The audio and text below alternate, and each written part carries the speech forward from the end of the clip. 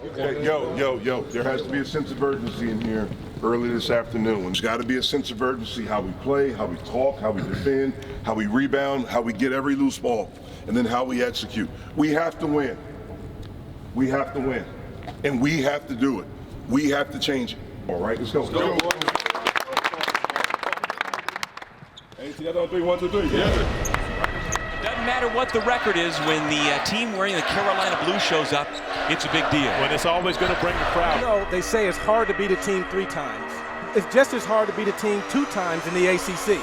And the Panthers win the tap and go right to left with X-Man on the bounce. Audi's Tony puts Pittsburgh on the board first. From the short corner, Terrell Brown. As we see Audi's Tony. It's now a 12-2 Pittsburgh run after the bucket by Tony. You're pressuring this guy right here. You can force this, and that's a steal pass right there. Story of the game as much as anything. Look at turnovers to assists. That is the 6th turnover already by Carolina. Here comes the aforementioned Xavier Johnson back to Murphy from the corner. He's got it! Inside they go. Baycott blocked from behind. 4th block shot for Pittsburgh this afternoon, and the ball is tied up. This game. Johnson with the finger roll. Oh, no, X. North Carolina hasn't been able to figure out anything against the Panthers here in this one. Give Jeff Capel credit. They got a whole nother half. Not only that, come on. Hungry for more. Hungry for more. This will be challenged for us. It'll be our ball coming out. We need to score and get stops. Score and get stops. Yes, sir. Let's go. There's been no lack of effort by the Panthers here to start the second half. Great job by Trey Mcgowan to read that pass, force the turnover. There are more points from the defense once again for Pittsburgh. Great job moving the basketball, and because of it, come up with an even better look. Xavier Johnson knocked down his second three was even more jarring because it's North Carolina. Whoa.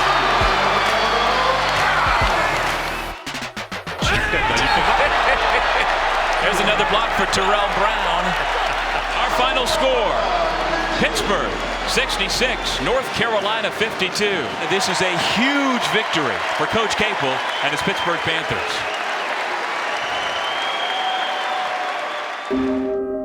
It starts as a game, a gathering of friends. And slowly, as some begin to sit back, others stand out. The joy of playing turns to passion. And as the skills develop, so do the minds. And they begin to seek challenges, peers, and mentors to further their abilities and opportunities. The love and passion becomes a thirst for people in a place we make history today in Pittsburgh that will embrace and push a hunger for excellence Blitz, the ACC. and to be in and among champions. These are the dreamers, scholars, leaders. These are the guides, teachers, mentors. And this is the opportunity, the challenge, the place. This is Pitt Beyond the Script.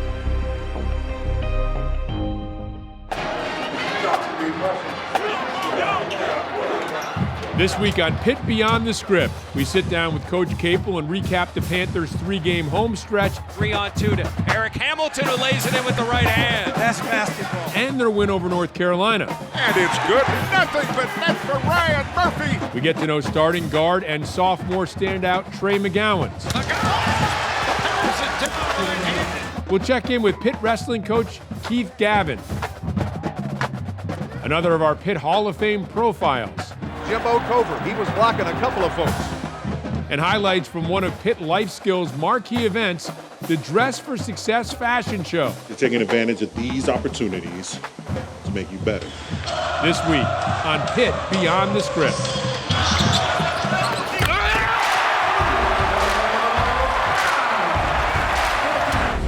Hello and welcome to Pitt Beyond the Script alongside men's basketball coach Jeff Capel. I'm Rob King.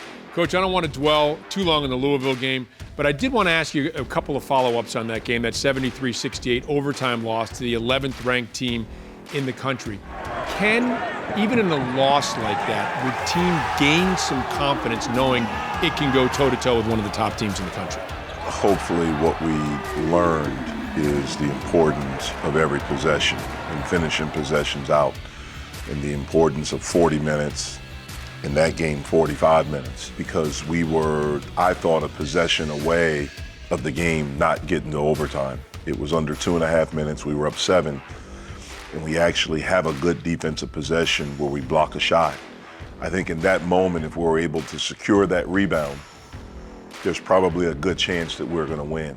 And so I think the lesson for us that I hope we learn is that we have to get that ball every possession, every play. And if one of those guys goes and gets it, then we're maybe sitting here with a little bit bigger smile on our faces. And not only do we learn that we can compete with a team that's ranked that high, we beat them. Can't stop him. He can get to his spots. Floater right-handed is good. I wanted to ask you about a couple of players because that finished off a stretch for Trey Mcgowan in which he had 24 points, 18 points, 24 points. Also, rebounds and assists in there. How have you seen his development and growth from year 1 to year 2? Well, I think the game has slowed down for him. You know, last year he had way more turnovers. I think he had 80 turnovers and 55 assists. Already this year, he has more assists than he did last year. Good timing on the pick and pop to Champagnie. But probably most important, he has more assists and turnovers. NBA 3 by X-Man, nothing but net. But he's getting wide open looks, Bill, because of the ball movement. I think his understanding of our offense, what people are trying to do to him defensively, of picking spots, I think of trusting. I think all of those things have greatly improved, and because of that, I think we're a little bit better. And a lob to Champagnie, who floats away with the right hand. In that game, Justin Champagnie had 11 points, but he also had 11 rebounds. You don't really have that type of player that you can count on for 10, 12 rebounds a game, and so it always seems like there's a different guy. Maybe it's an Audi's Tony or a Champagnie or somebody else. Do you preach a sort of team rebounding mentality? We do, because we don't have that, like you mentioned. You know, I've coached guys that, are double-figure rebound guys. I've coached a kid that led the country in rebounding. Unfortunately, we don't have that yet. Hopefully, in the future, that's something that we could do. But what we can do is that we can gain rebound. And for us, it takes all 5. You mentioned Justin with 11. Well, he had 1 at halftime. And so we challenged him, and he went out and he got 10. What we need, and the biggest word in our program, besides discipline, is consistency. And here come the Panthers up 5X. If you can get 10 and a half, then you should be able to have more than 1 at halftime. And so it's just about becoming consistent and understanding all these things are really, really important for success. Ball tipped out by Justin Champagnie. McGowan's open from 3, banks it in! I was very interested to see how your team would react coming off that game into the North Carolina game. I think there's been times maybe where the team, whether it's following a win or a loss, hasn't reacted exactly the way you want. Part of the growing pains. Wow, that was some reaction. Offensively and defensively, I thought the team was just brilliant in that first half. In the first half we were, and I was very excited to see that, because coming off of a tough, emotional, hard-fought loss, how are you going to be in your next game? I thought one of the great things is that we got so much energy from our crowd, especially the Zoo. Shout out to the Oakland Zoo. They've shown up here today. Oh, in a big way. The way they showed up and the passion and the energy they had, I thought gave us energy. And then in turn, I thought in the first half, we gave them energy. So it was 2 groups that were connected that really helped each other out. And it's fumbled, and Tony says thank you and jams it home. But that's that word again, consistency. Can we do it? In that game, we did it for 20 minutes. In the second half, we didn't have the same energy that we had in the first. We had a little bit of a letdown. That's where we have to grow up. Our pattern so far in conference, we're 3 and 4. Our pattern has been we win, and then we lose. And why do we lose? Because we don't have the same sense of urgency for the following game. We maybe are too excited or hang on to the win too much, and we don't move on to the next play. That's the challenge for us, and that's where we have to really grow up. We have an amazing opportunity this week to do that. We have to make the opportunity. We can't expect that it's just going to happen. Those 3 wins are significant. We're going to talk a little bit more about that and the games coming up with Coach Capel when we resume on Pitt Beyond the Script.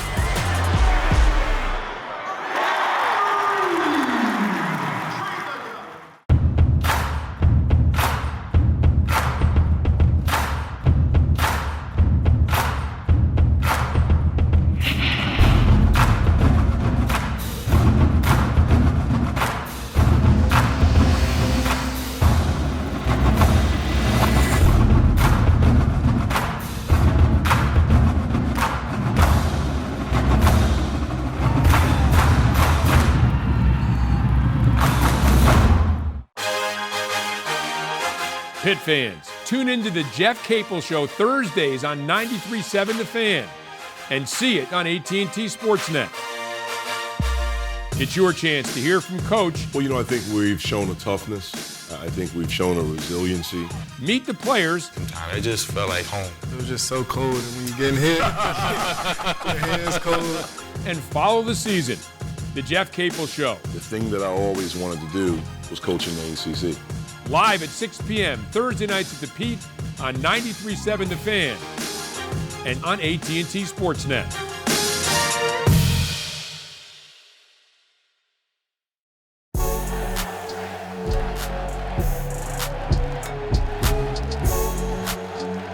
McGowan pulls up and he hits it. X-Man jam. McGowan's against the bigger Trey with a lob to Champagny. To Ryan Murphy for the three. Yes. Wow. And the place is on fire.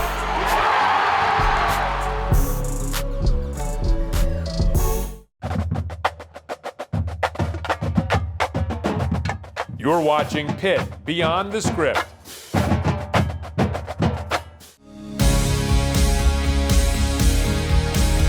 Pitt Beyond the Script would like to congratulate forever Panther Jimbo Covert.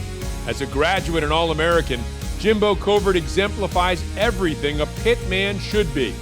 Last year, he was inducted into the Pitt Athletics Hall of Fame, and this past week, for his 8 seasons in the NFL, in which he earned All-Pro and Pro Bowl honors, as well as a Super Bowl ring with the Chicago Bears, Jimbo was inducted into the NFL Hall of Fame. Former teammate and Hall of Fame running back Walter Payton called him the best offensive tackle in the NFL. Jimbo is the 9th forever Panther to be inducted into the NFL Hall of Fame. Congratulations, Jimbo Covert. The honor is well deserved.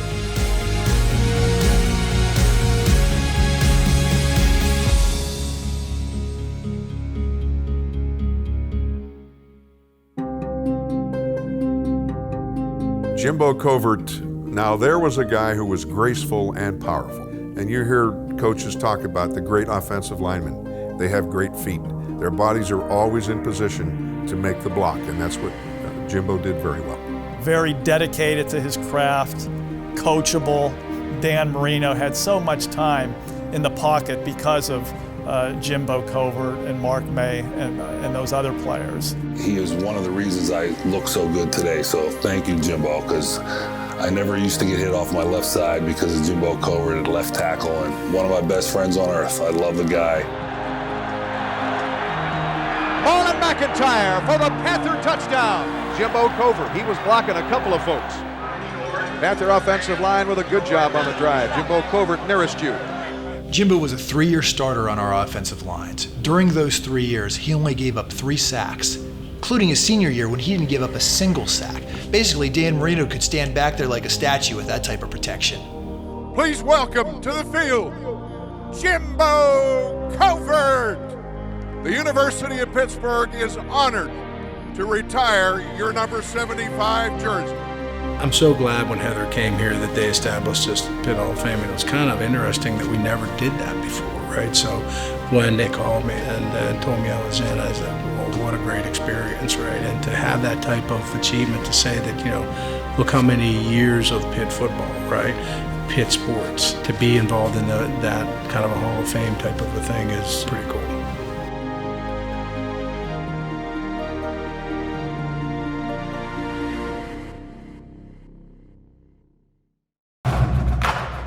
Hi, my name's Nino Bonacorsi. I'm Greg Harvey, and you're watching Pitt Beyond the Script.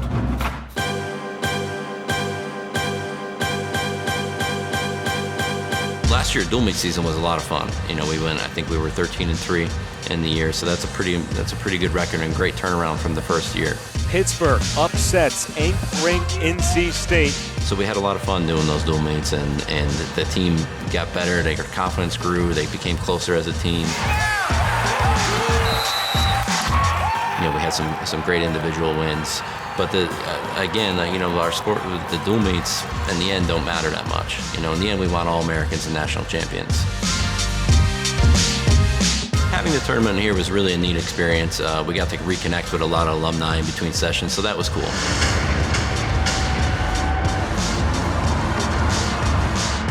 from the wrestling part of it, the takeaway is that we had to be ready in those do or die matches. We had 3 guys lose in the round where you either become an All-American or you're out of the tournament. And so that was pretty heartbreaking, but you take lessons from that. And so I think that they've certainly are going to grow from that experience.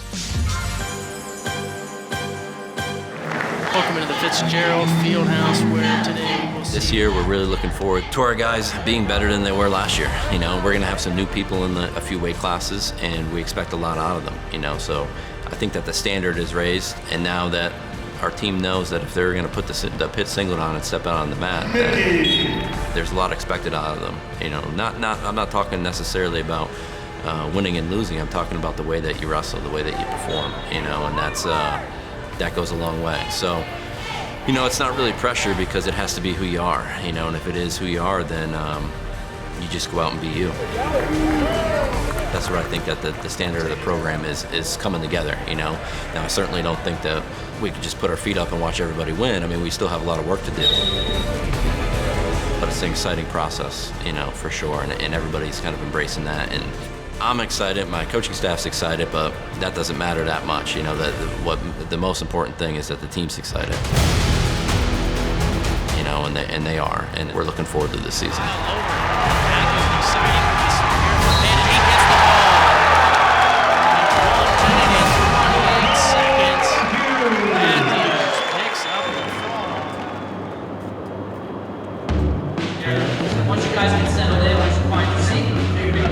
So tonight we have our Dress for Success fashion show. It is part 1 of a part 3 series.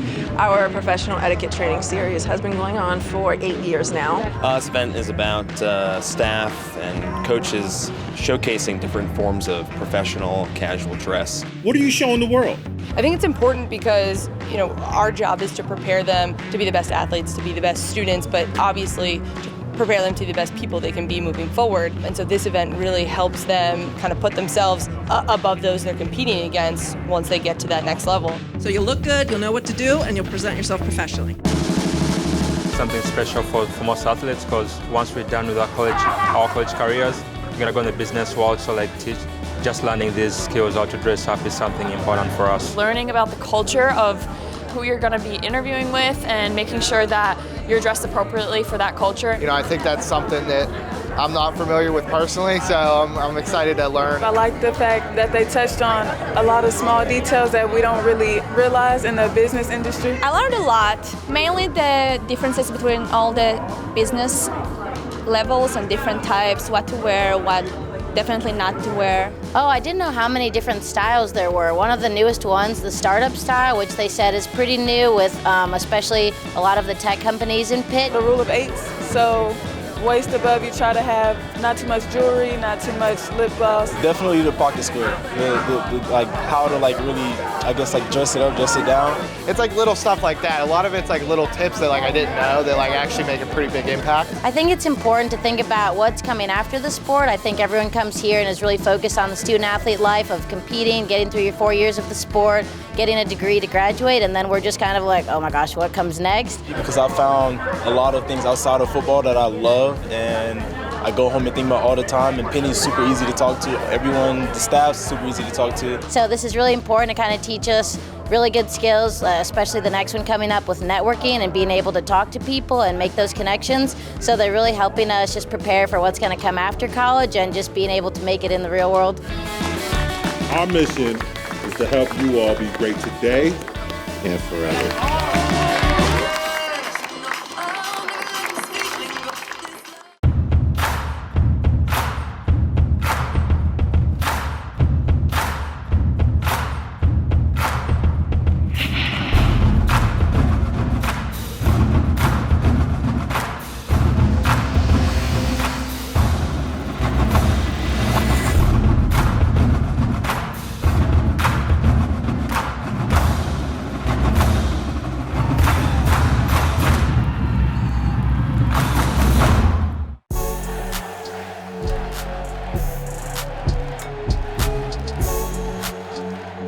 McGowan pulls up and he hits it.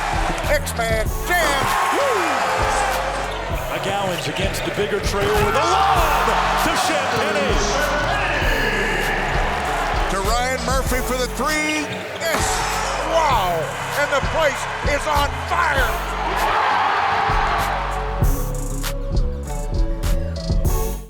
Hi, I'm Trey Mcgowan. I'm from Pendleton, South Carolina. I'm play guard and I wear number 2, and you're watching Pitt Beyond the Script. Shot clock at 3, and that is a huge basket by Trey Mcgowan. I had a ball in my hand since I was really young. I can't really explain why I love it, but I just love it. And then also it's a way I can just repay all my parents and all the people that just helped me just to succeed. The most direct sacrifices I've seen, just my parents, them working hard every day. Sometimes them going without food just so we can eat. McGowan with an outstanding scoop shot on the reverse. So far the play of the night. When he is in attack mode, he is special. Just looking back to when I was young, trying to get all the autographs to the players that I like to watch. Signing kids' autograph now just makes you feel good. Just giving back to people who are in the same position as you. I feel like I've made a big jump this summer. Coach Milan, he put in a lot of hours with me this summer. Coach G helped me get stronger, get in better shape. The sophomore tandem now coming alive. That time Trey Mcgowan's. Previous to that, Xavier Johnson's. They slap 5. The roommates are going off here in Pittsburgh, Pennsylvania. Just the guards we had, we just pushing each other. X is a big example. 5 to shoot. Johnson got free. Oh my goodness. He got all freshman team last year. We both played guard, so we were just competing. McGowan's from deep. Such a great balanced shooter. I feel like Pitt was the right choice for me. Coach Capel was big on family and his staff. Playing for a coach who's just going to give you the freedom to play. Understand you're young, you're going to make mistakes, but just letting you learn from them. Trey Mcgowan's from South Carolina. He's got family in the building. Trey McGowan's taking over here in the second half. I'm just trying to be more of a leader, vocally or leading by example. Trying to get a better feel with my teammates, especially the freshmen, because if they get down, I pick them back up since I kind of experienced it a little bit. Trying to bring back the winning culture. And Trey McGowan crushes it.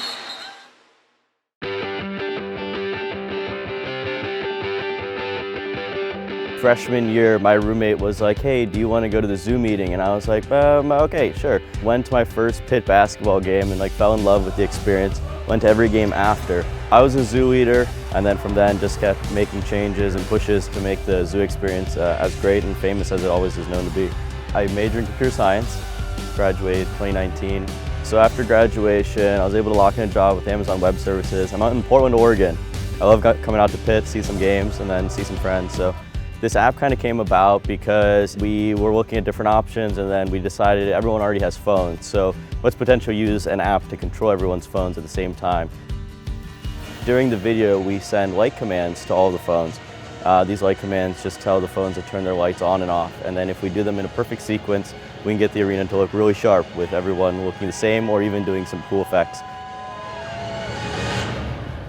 I'm Shankar Dandapat, 2019 Pitt graduate and former zoo eater. You're watching Pitt Beyond the Script.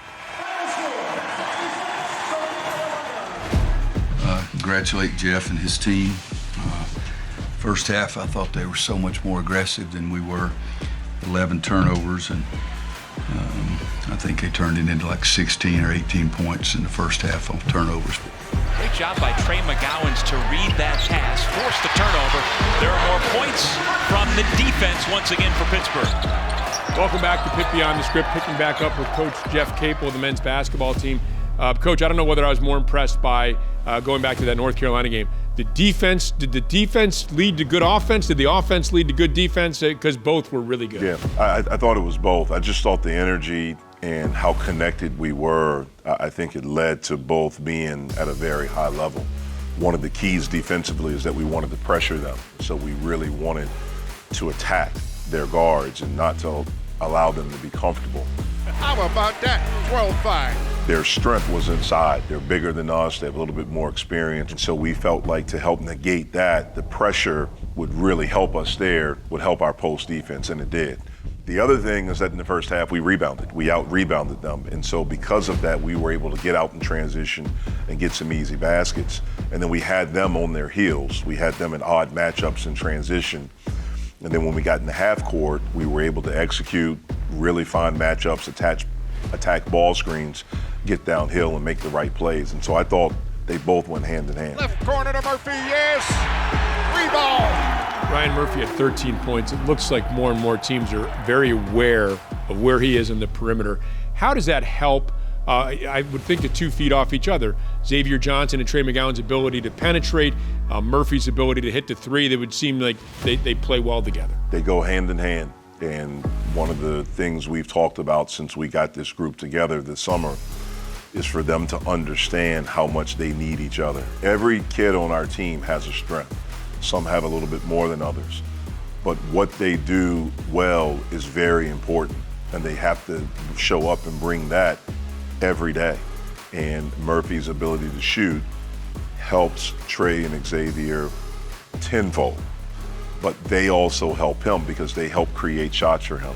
And that's why it's really important for us to rebound defensively, because it does give us a chance to get out and transition. And transition is a place where Ryan can get lost. You know, in a half court, you can lock in on him and maybe try to take him away. But in transition, because it's a jailbreak, if you rebound and you get out, and with Xavier's speed, with Trey's speed, Ryan's able to get out and he's able to kind of get lost in transition. And you saw a couple of his baskets against North Carolina came in transition. Xavier, 20 points, 6 rebounds, 6 assists in that game. What did you like about his game against North Carolina? I thought his pace was really good. I thought he pushed it. I thought his intensity in the first half defensively on the ball was really good. I thought his decision-making was really good. And I thought he played with a confidence. He was in control. And it was good to see him back doing that. It's something now that he's shown it again. Can we do it again? Can you show up and you do it again and become consistent in doing that? March 12th last year, that was when you picked up your 3rd conference win. You've already got it. I know that you're looking well beyond that. Still, is there some sense of significance that you have the whole rest of the season? And I know your goal isn't to get 4, but is there a sense that, hey, we've taken another step? We're in the process of taking another step. I mean, there is.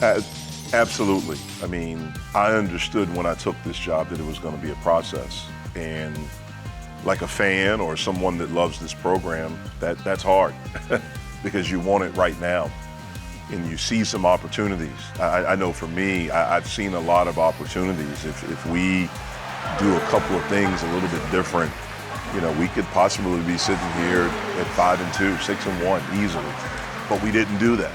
And so for me, I can't harp on it. And that's hard because I want to harp on it because I know what could be. But I do see progress. I do see steps. Now, can we win 2 in a row? That's something that we hadn't done in a while in our program. Can we do that? I mentioned earlier about the pattern. We win 1 and then we relax. Can we have the sense of urgency now to go win another one? Can we be hungry enough to go win another one? That's the challenge for us, and that's where we have to continue to take these steps as a program to get better. Well, it's been fun to watch the process as the Panthers continue on under head coach Jeff Capel. Coach, thanks very much. Thank you. All right, and thanks to you for watching this edition of Pitt Beyond the Script.